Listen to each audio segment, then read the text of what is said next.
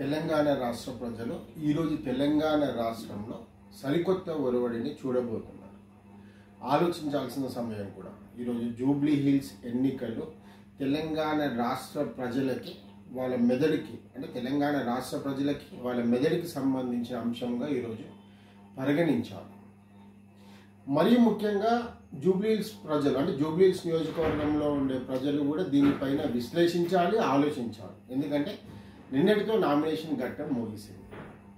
దాదాపు 250 పైచీలకు నామినేషన్స్ అక్కడ జూబ్లీ హిల్స్ అభ్యర్థులుగా బరిలో నిల్చుంటా ఉన్నారు. తీవ్రంగా నష్టపోయిన ప్రజలు అంటే తెలంగాణలో తీవ్రంగా నష్టపోయిన ప్రజలు, అట్లాగే నిరుద్యోగులు నెక్స్ట్ ఈ ల్యాండ్ ఎవరైతే ఈ అభివృద్ధి పేరు మీద పేద ప్రజల ల్యాండ్ ఏదైతే తీసుకునే ప్రయత్నం చేసిందో ప్రభుత్వము, ఆ పేద ప్రజలు కూడా వెళ్ళి జూబ్లీ హిల్స్ నియోజకవర్గంలో నిల్చుంటా ఉన్నారు. దాదాపు ఒక 50 మందికి పైన. ఇలా రకరకాల ప్రజలందరూ కూడా ఈరోజు కాంటెస్ట్ చేస్తూ ఉన్నారు జూబ్లీ హిల్స్లో. అయితే మనం ప్రధాన పార్టీలను తీసుకుందాం. ప్రధాన పార్టీలు టీఆర్ఎస్ కానీ, కాంగ్రెస్ కానీ, బీజేపీ కానీ, ఇంకా మనకి ఉండే దాంట్లో అంటే మన ఆలోచనలో ఉండే ఏదైనా ప్రధాన పార్టీ. ఒకసారి మనం చూద్దాం, స్వాతంత్రం ఏ సందర్భంలో మనం స్వాతంత్రం సంపాదించాం, ఆనాటి మహానుభావులు ఎంతమంది పోరాటం చేస్తే మనకి స్వాతంత్రం వచ్చింది, దానికి ముందు ప్రజల స్థితిగతులు అంటే దానికి ముందు స్వాతంత్రానికి పూర్వం ప్రజల స్థితిగతులు ఎట్లా ఉండేటివి, స్వాతంత్రం తర్వాత ప్రజలు దినాభివృద్ధి చెందాలా అంటే దినాభివృద్ధి చెందాలా లేకపోతే అట్లాగా తగ్గుకుంటూ రావాలా అంటే మన నైతిక విలువలన్నీ కూడా తగ్గించుకుంటూ రావాలి. ఇది ప్రజలు ఆలోచన చేయాలి. జూబ్లీ హిల్స్ నియోజకవర్గాన్ని ఈరోజు మీరు బాగా గమనిస్తే 100 కోట్లకి ఏ ఒక్క అభ్యర్థి కూడా ప్రధాన పార్టీల అభ్యర్థులను మీరు బాగా చూడండి. 100 పైన కోట్లే, నేను చెప్తుంది 100 పైన కోట్లే ఈరోజు ప్రధాన పార్టీ అభ్యర్థులందరూ బరిలో నిల్చుంటా ఉన్నారు. ఎవరు కూడా లక్షల్లో లేరు, వేలల్లో కూడా ఏ అభ్యర్థి లేడు. వాళ్ళ ఆస్తులని వాళ్ళు ప్రవేశపెట్టిన అఫిడవిట్లో మీరు చూడండి, కేజీల బంగారం, డబ్బులకి డబ్బులు. సరే, ఇది భగవంతుడు వాళ్ళకి ఇచ్చిన అదృష్టం అనుకుందాం. కానీ ఈరోజు విశ్లేషించుకుందాం, మనం ఒకసారి విశ్లేషణ చేద్దాం. టీఆర్ఎస్ అభ్యర్థిని మనం తీసుకుందాం అంటే బీఆర్ఎస్. ఒక 3 సార్లు మాగంటి గోపీనాథ్ గారు నిల్చున్నారు. సరిపోయింది కదా. కొత్త రక్తం రావాలా వద్దా? రాజకీయాల్లో కొత్త రక్తం ప్రవేశించాలా వద్దా? తెలంగాణ రాష్ట్రం మనము ఏ దిశ పైన మనం తెచ్చుకుందామో ఒకసారి ప్రజలు ఆలోచన చేయాలి. ఎవరిపైన మనం కొట్లాడాం? తెలంగాణ రాష్ట్రం సిద్ధించుకోవడానికి మనం ఎవరిపైన కొట్లాడాం? 1200 మంది యువకుల బలిదానాలు, ఆత్మ బలిదానాలు దేనిపైన జరిగినాయి? నీళ్లు, నిధులు, నియామకాలు, ఆంధ్ర ప్రాంత డామినేషన్ పైననే కదా. తెలంగాణ రాష్ట్రం కోసం 1200 మంది తల్లుల గర్భశోకం మిగిలింది. ఈరోజు తెలంగాణ రాష్ట్రంలో మళ్ళీ టికెట్స్ ఎవరికి వస్తున్నాయి? ఇది నేను బీఆర్ఎస్ పైన చేస్తున్న ప్రధానమైన ఆరోపణ. ఇంకా మనకి చాలు కదా అంటే ఇప్పుడు గోపీనాథ్ గారు ఒక 3-4 టర్మ్స్ ఎమ్మెల్యేగా అయిపోయినారు, ఇంకా చాలు కదా. కుటుంబానికి హ్యాపీగా ఉన్నారు కదా. ఇంకా మన తెలంగాణ రాష్ట్రంలో ఎమ్మెల్యేలుగా ఉన్నారు, 100 కోట్లు అయిపోయినాయి, ఇంకా చాలు, మనకు అవసరం లేదు. కొత్త రక్తాన్ని మనం అక్కడ ఇవ్వాలి. అంటే అక్కడి నుంచి ఎవరైతే తెలంగాణ రాష్ట్రం కోసం పోరాడినో వాళ్ళకి మళ్ళీ అవకాశం ఇవ్వాలి. వాళ్ళు ఎవరైనా సరే ఇవ్వాల్సిన అవసరం ఎంతైనా ఉంది. అట్లాగే కాంగ్రెస్ నుంచి మనం చూసినట్టయితే నవీన్ యాదవ్ గారికి టికెట్ వచ్చింది, పర్వాలేదు, 2-3 సార్లు బాగానే ఫైట్ చేస్తూ ఉన్నారు.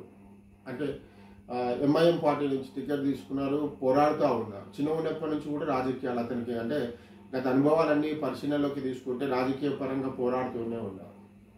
ఇంకా బీజేపీ అంటే మన ఈ నవీన్ యాదవ్ గారు కూడా ప్యూర్ తెలంగాణ బిడ్డగా ఈరోజు మన కళ్ళ ముందు కనిపిస్తూ ఉన్నారు. ఇంకా లంకాల దీపక్ అంటే బీజేపీ నుంచి మనం చూసినట్టయితే లంకాల దీపక్ రెడ్డి గారు. ఇలా రకరకాల పార్టీల నుంచి రకరకాల వ్యక్తులు వచ్చినప్పటికీ కూడా మనం ఈరోజు ఎన్నుకోవాల్సిన అభ్యర్థికి లక్షణాలు ఎలా ఉండాలి? జూబ్లీ హిల్స్ ప్రజలు ఆలోచన చేయాలి. డబ్బులున్న వాడిని ఎన్ని రోజులు ఎన్నుకుంటారు? మీరు గత 50 సంవత్సరాలకి పూర్వం మీరు చూడండి, స్వాతంత్ర దినంలో పాల్గొన్న ప్రతి మహానుభావుడు గ్రామానికి ఎంతో కొంత సేవ చేశాడు. తనకున్న పొలాలను కూడా అపన్నంగా తెచ్చేది. అంటే గ్రామాభివృద్ధికి జనాభివృద్ధికి, జనాల బాగోగుల కోసం, గ్రామాభివృద్ధికి. మీరు చూడండి చాలా చోట్లలో వాళ్ళ పేర్ల మీద మనకి స్కూల్ బిల్డింగ్స్, హాస్పిటల్స్ అలా రకరకాలుగా ఉంటాయి. కానీ ఈరోజు గవర్నమెంట్ చేయలేని పనులు చాలా మంది ప్రజలు స్వచ్ఛందంగా వచ్చి ముందుకొచ్చి చేస్తూ ఉన్నారు.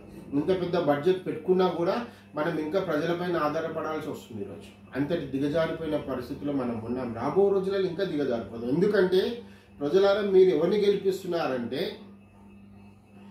మీరు నైతిక విలువలున్న, మంచి తెలివితేటలున్న వ్యక్తిని ఎన్నుకోవట్లేదు. మీరు ఏం చేస్తున్నారు? 100 కోట్లు, 200 కోట్లు, ఇంకెంత కోటీశ్వరులను చేస్తారు మీరు? ప్రజలు మీరు బాగా ఆలోచించాలి. కోటీశ్వరుడికి చాలు, ఇంకా వాళ్ళకి ఆ డబ్బులు సరిపోతాయి. వాళ్ళ పిల్లలు, వాళ్ళ మనవలు, మనవరాళ్ళు అందరూ బాగుపడతారు. కానీ మీరు చేస్తున్నది ఏంది? 100 కోట్లు ఉన్నోడికి పట్టం కట్టాలనుకుంటున్నారు, మళ్ళీ 200 కోట్లు ఉన్నోడికి పట్టం కట్టాలనుకుంటున్నారు, 1000 కోట్లు ఉన్నోడికి పట్టం కట్టాలని. వీళ్ళు ఏం చేస్తారు మీకు? వీళ్ళ వల్ల నిజంగా మీకు జూబ్లీహిల్స్లో ఏమైనా లాభం జరుగుతుందా? పోనీ ఇన్ని రోజులు వీళ్ళు పరిపాలన చేసిండ్రు, వీళ్ళు కనీసం ఒక 20 కోట్లు పెట్టి, వీళ్ళు సొంతంగా ఒక 20 కోట్లు పెట్టి అక్కడ ఏమైనా ప్రభుత్వ పాఠశాలలు కానీ, ఒక వైద్యాలయం కానీ, లేకపోతే ఇంకా ప్రజలకు ఉపయోగపడే ఇంకా ఏవైనా ఇతరత్ర వ్యవస్థలు ఏమైనా క్రియేట్ చేసిండ్రా? చూడండి, మీరు చేయలేరు, వాళ్ళు చేయరు కూడా, 100% చేయాలి. ఇది చేయాలంటే దయార్థ హృదయం కావాలి. దయార్థ హృదయం కావాలంటే అది ఆషామాషిగా కాదు. డబ్బులు మీకు ఎట్లా అనిపిస్తుంది అంటే, డబ్బులు ఉంటే చాలు మనిషికి, జయగొట్టాలి. డబ్బులు ఉంటే జయగొట్టాలి. వ్యక్తులతో పని లేదు, వ్యక్తులతో అసలు అవసరమే లేదు సమాజానికి. అయిపోయింది సమాజం పరిస్థితి. ఏమైపోయిందంటే, డబ్బులు ఉన్నోడు చుట్టే రాజకీయం, డబ్బులు ఉన్నోడు ఇంత 4 రూపాయలు ఖర్చు పెడతా ఉంటే, 4 హంగామాలు క్రియేట్ చేస్తూ ఉంటే జయగొట్టుకుంటుంది. ఇంకా ఏమొస్తుంది దీంతో జయగొడితే? ఒకసారి 365 రోజులు మన సంసారం వెళ్ళే పరిస్థితి ఉంటుందా? చాలాసార్లు అడుగుతూ ఉన్నానండి ఈ విషయాన్ని. ఆలోచన చేయాలి. ఆలోచన లేని సమాజం ఈరోజు కేవలం తెలంగాణ రాష్ట్రంలో ఉంది అని బహుశా అనుకుంటున్నాను. భారతదేశంలో చాలా వరకు పరిస్థితులు ఇట్లాగే తారుమారు అవుకుంటా వస్తున్నాయి. సమాజం అంతా కూడా ఏమవుతుందో అర్థం కావట్లేదు. ఎన్నికలప్పుడు మాత్రం, ఎన్నికల తర్వాత నీతి, నిజాయితీ, విలువలు, ప్రభుత్వ పరిపాలన చాలా గొప్పగా ఉండాలని కోరుకుంటాం. ఎన్నికలప్పుడు మరి ఈ తెలివితేటలన్నీ ఎక్కడికి పోతున్నాయి? ప్రజలు ఆలోచన చేయాలి. నేను మళ్ళీ చెప్తున్నా, ఒక ఓటర్గా బాగా ఆలోచన చేయండి. నామినేషన్స్ ఘట్టం పూర్తయింది. ఈ వీడియో సందేశాత్మకమైన వీడియో అయితే మీకు నేను చాలా ఉపయోగపడుతుందని అనుకుంటున్నాను. తిట్టుకునే వాళ్ళు తిట్టుకోండి, ఏం బాధ లేదు నాకు. ఎందుకంటే ఈరోజు 79 సంవత్సరాలు అవుతా ఉంది మనకు స్వాతంత్రం వచ్చి. నేనేమడుగుతున్నా, రోజు రోజుకి మనిషి అభివృద్ధిలోకి రావాలి, దిగజారిపోయే స్థితిలోకి రాకూడదు. ప్రజలకి ఈరోజు మీరు చూడండి, మన బాగోగులు ఏమవుతున్నాయో చూడండి. రాష్ట్ర ప్రభుత్వం తరఫున ప్రభుత్వాలన్నీ కూడా ఇప్పుడు ఈరోజు రాజకీయాలన్నీ కూడా కోట్లలోకి వెళ్ళిపోయినాయి. రేపు పొద్దుగాల సామాన్యుడు పోటీ చేసే పరిస్థితి లేదు. రాజకీయాలు సామాన్యుడు మర్చిపోవాలి. ఇంకా నేను మీకు 50 ఏళ్ళకి పూర్వం, 50 ఏళ్ళ తర్వాత, అందుకే చెప్తాను, 50 ఏళ్ళకి పూర్వం ఎంతోమంది తన ఆస్తులు దారదత్తం చేసిన ప్రజల కోసం బాగా గుర్తుపెట్టుకోండి. ఈరోజు భూబకాసురులు ఈరోజు ప్రజలని పీడించి మీ భూములని అప్పండంగా కాజేసే ప్రభుత్వాలు ఏర్పడతా ఉన్నాయి. అది మీ వల్లనే. మనని బత్తలు చేసే ప్రభుత్వాలు వస్తున్నాయి, మీరు అది గమనిస్తలేరు. మనం ఇంకా 100 కోట్లు ఉన్నోడికి మళ్ళీ ఇంకో 100 కోట్లు కావాలని చేయగొడతా ఉన్నాం. మళ్ళీ 100 కోట్లు ఉన్నోడికి మనం ఓటేసి వాడు ఇంకో 100 కోట్లు సంపాదించాలని చేయగొడతా ఉన్నాం. వేయండి, మీరు ఓట్లేయండి. వాడిని 100 కోట్లు కాకపోతే 1000 కోట్లకు తీసుకుపోండి. పోయేది ఏమున్నది? మనం బత్తలవుతాం. 100 కోట్లు ఉన్నోడికి 1000 కోట్లు అయితే కానీ వాడు కాకపోతే వాడి తరం ఒక 10 తరాలు బతుకుతారు హాయిగా గొప్పగా. ఆడుగు బత్తలైన రోజు నీకు రూపాయి ఏం పెట్టాడు, ఇది గ్యారంటీగా చెప్తున్నా. అది నేను ఒకవేళ చెప్పడం అబద్ధం అయితే మీ ఇంట్లో వాళ్ళని కూడా మీరు అడగండి, మీ తల్లిదండ్రులు. ఎందుకంటే తెలివితేటలు ఉన్నోళ్ళు ఈ సమాధానం చెప్తారు. చేద్దాం, ఈ రాజకీయాలే చేద్దాం. ఇట్లాంటి రాజకీయాలు చేసి గొప్పదైన భారతదేశాన్ని మనం నిర్మాణం చేద్దాం. కలలు కందాం. కూర్చున్న దగ్గర జపాన్, నా దేశం జపాన్ లాగా కావాలి, నా దేశం మరో చైనా లాగా కావాలి, మన అభివృద్ధిలోకి వెళ్ళాలి. ఇట్లా కలలు కనుక్కుంటే మనం హాయిగా దుప్పటి కప్పుకొని పడుకుంటాం. ఇది కొంతమంది ప్రజలకు అంకితం చేస్తా ఉన్నా. ఇంకా నిజమైన ప్రజలారా, దయచేసి రాజకీయాల్లో ప్రధాన పార్టీ అభ్యర్థులను గెలిపించాల్సిన పని అయితే నాకు తెలిసి అంతకంటే అవసరం లేదు. ఎవరైనా రాజకీయాలు చేయొచ్చు. ఇప్పుడు కాన్స్టిట్యున్సీని బాగు చేయాలనుకుంటే ఆ సమయస్ఫూర్తి ఉన్న వ్యక్తిని, రాజకీయాల మీద బాగా పట్టున్న వ్యక్తిని, మీ కాన్స్టిట్యున్సీలో ప్రతి వ్యవస్థ